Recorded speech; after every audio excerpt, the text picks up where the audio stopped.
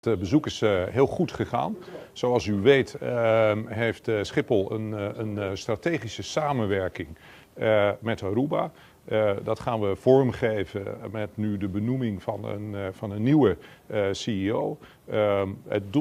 De doelstelling van Schiphol is om de verhouding en de relatie met de Caribische eilanden aan te halen, te verbeteren.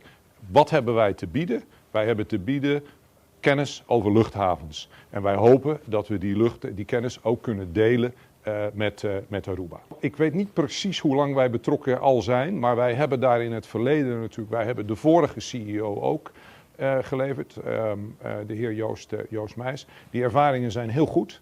Wij hebben daar goed werk kunnen doen in het opbouwen van een stabiele organisatie.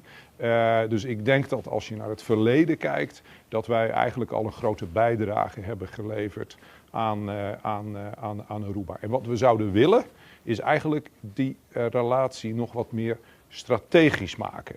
Dus kijken waar we kunnen samenwerken op verschillende terreinen, kennis delen, meer mensen opleiden uit Aruba. Bijvoorbeeld hier in Nederland is een van de mogelijkheden. En we hebben zelfs gekeken van, zou het mogelijk zijn om eventueel als Schiphol een minderheidsbelang te nemen in de luchthaven om onze strategische relatie te verbeteren.